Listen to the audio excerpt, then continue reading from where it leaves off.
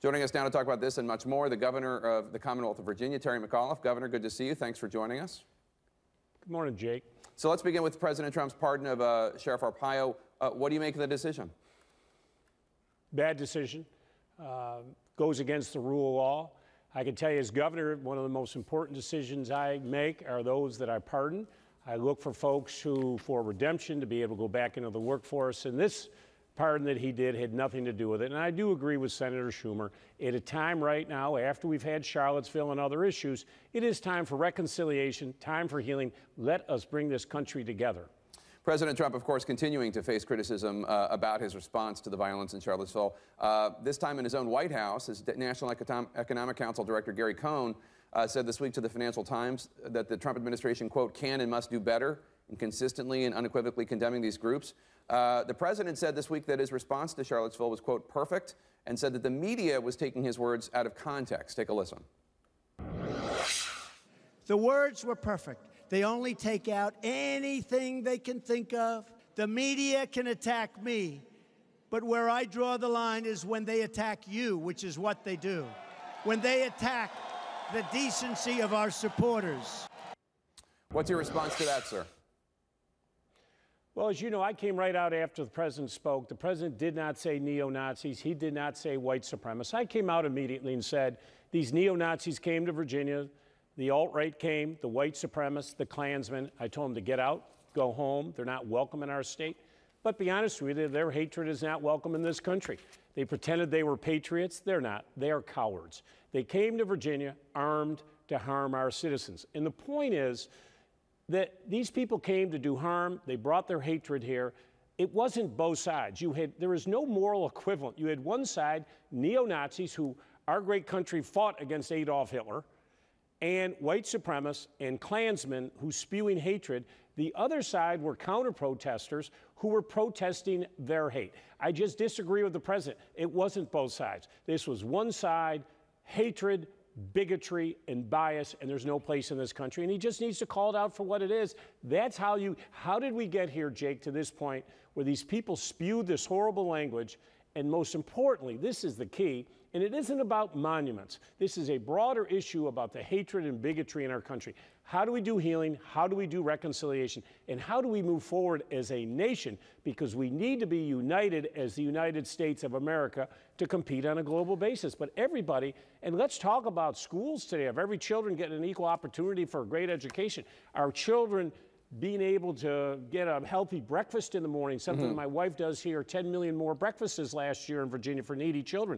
These are the things we need to focus on. Governor, while I take your point on moral equivalence, what do you make of the counter-protesters who are part of a group called Antifa that actually seek to confront the Klan and the alt-right through violent means? Are they not problematic when it comes to their tactics and what they stand for? Yep, and let me be crystal clear. Everybody's entitled to protest. Everybody under the First Amendment, but it's peaceful protest. I was very angry, I've been very public about this, that the city of Charlottesville, who had control, they were in command control of this situation, they got a permit to move it out of downtown Charlottesville. Unfortunately, sued by the ACLU, and then the judge ruled. That stayed in the middle of downtown. It was a boiling pot with people armed. But anyone, I don't care which side you were on, Jake, if you came to Virginia and you committed some act of violence, we are going to come after you and we are going to arrest you. Either side, regardless. I saw a picture today of a gentleman with a aerosol can like a flamethrower. We're gonna track you down. Now, we just arrested yesterday, or put the warrants out for two individuals, one from Maryland, one from Ohio, who went after and attacked DeAndre Harris. Several individuals attacked this young man who was a substitute assistant teacher for special ed children in high school. He was viciously beaten. We are now going to get two, and we're going to get every single individual. You commit a crime of violence, I don't care which side you're on, we're going to come get you. Let's talk about the Confederate monuments, because you have called for them to be removed. But this is a relatively new position for you. Listen to what you had to say about the Confederate monuments back in 2015. Yeah. Robert E. Lee, Jefferson Davis, these are all parts of our heritage. And the people were in that battle, the Civil War. Many were in it, obviously, for their own reasons that they had for that. But leave the statues and those things alone. Leave the statues and those things alone. That's you in 2015. Yep. Were you wrong then? Well, that was when I gave that speech is when I had taken executive action and removed the Confederate flag from all the license plates in the Commonwealth of Virginia. It was a very controversial move when I did it because I said, listen, this is a divisive symbol that is on the license plate, and as governor, I took executive action. Many individuals disagreed with my action at that time, so this was the first step. And now what we've seen after Charlottesville and around the country, that those statues have very similar significance to what went on when I took the Confederate flag off our license plates. They are monuments should be unifiers. They are now symbols of hatred. And I have said, let's take them down. I do not have the authority as governor. The local jurisdictions do and the General Assembly. But let's go ahead and take them down and move forward. Earlier this year, you were asked if you wanted to be president. You said, quote, I don't know, I might. In the wake of Charlottesville, do you feel even more motivated to run against President Trump in 2020? Listen, I get asked this question a lot. You know, I've been very vocal on the issues. You know, I'm very proud here in Virginia. Unemployment went from all the way from 5.4 to 3.7, hundreds of thousands of new jobs, record amount of investment. We've made great progress. I get asked this all the time. I'll give you the same answer, Jake, I give every single person. I am the governor of the Commonwealth of Virginia. I have 5 months to go. I want to finish here strong. In 18, I'm going to help elect. We have 38 governors up between now and November of 2018, and that's my focus. I don't know what's going to happen after that, but I love this job. I am on the taxpayer dime. They pay me to be governor, and that's what I focus on every single day. We'll see what happens down the road, but I have no intentions of running for president.